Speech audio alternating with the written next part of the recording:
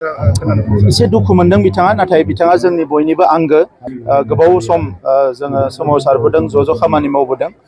बिथांखौ जोङो बयबो सावरायबाय थादों आरो इयुनाव बिथांखौबो जोङो मोजां जायगा होगोन आरो बिथाङा जोंनि सासे दैदेनगिरि। जोङो बिजाथिखौ मैया फोसावबाय।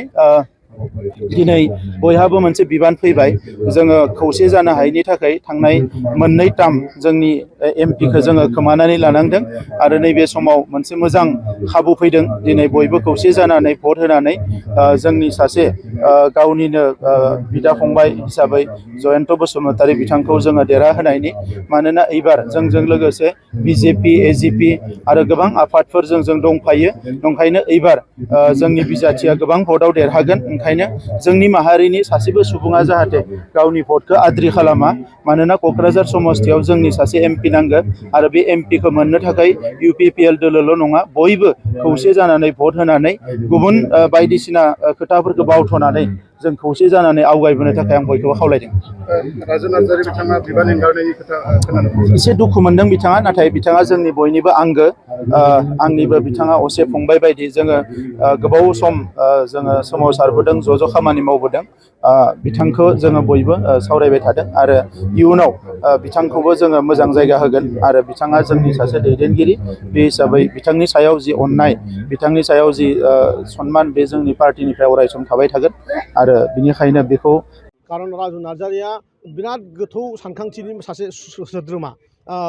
दोलोआव टिकेट मोनाबा दोल हगारनाय बे खामानिखौ राजु नार्जारिया मावनो हाया होननानै आं सानो आरो निष्ठाबान सासे कर्मि हिसाबै बिथाङा जोंनि बे हालामखौ आरो प्रमद बर' बिथांनि आखाइखौ गोरा खालामनायाव लोगोसे होफागोन। जों दाबो बिथांखौ फोथायनानै दङ आरो सैथोआ बेनो।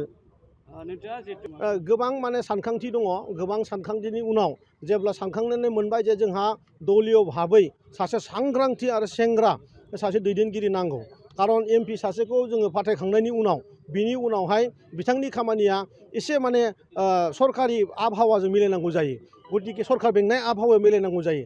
दोलोखौ सबसे साबसिन आरो सबसे गोरासिन बेंग्रायानो राजु नार्जारि। बिथांखौ जों सानदों गासिबो जे बिथाङा दिनैबो दोलोआवनो थानांगौ आरो दोलोखौ गोख्रों खामानिखौ बिथाङा दाबो जोंजों मावना होनांगौ। बे खोथायावनो बिथांखौ दोनथ'नाय जादों आरोखि। दा जय मुसाहारि जोंनि सासे एमसिएलएमोन। दा बिथाङा मा सानदों मा साना जों बुंनो हाया। बिथाङा जोंनि इयुथनिबो आफादगिरिमोन। दा बिथाङा हयथ' गावनि बेक्तिगत समस्या जादों खोमा, इलेक्सन गेलेनायाव थाखा फैसा रिन जादों खोमा, बा इउपिपिएलआ माबा लब होदों खोमा, बेनो इएम खालामगोन, माबा चेयारमेन खालामगोन। दा बिदिनो लब थायो। मानसिनि लबा जोबनो रोङा, नङा होमबा? लब जिनिसा बारायनो खमायनो रोङा, नङा होमबा? दा बिदिनो गावनि लबखौ हमथानो हायैनि बिथाङा हयथ' इएम जानो लुबैनानै थांदों। खिन्थु दिनै नुबाय गोबां मानसिफ्रा इएम जानो लुबैनानै इउपिपिएलआव हाबहैदोंमोन, बिजेपिआव हाबहैदोंमोन, नाथाय रावबो मोनहैयाखै, नङा होमबा? दा बिथाङाबो बिदिनो आलु गेसाव बस्थायाव हाबदेरहैनानै सेवफाहैगोन, बेखौ जों दिनै नुनो हायो आरो।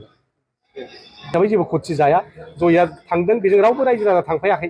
सानैसो इयुथनि सेंग्राफोर थांफागोन होननाय खोनादों, बेबो खुनु फेक्टर गैया।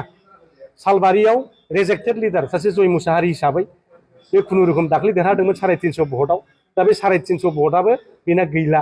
अलरेडि बे माने माबाखौ जय मुसाहारिखौ टिकेट होबा एबाराव जोङो 15,000 भटआवसो जेनगोन। गतिके बिथाङा गाव बुजिखाबाय खोमा, बुजिखाबाय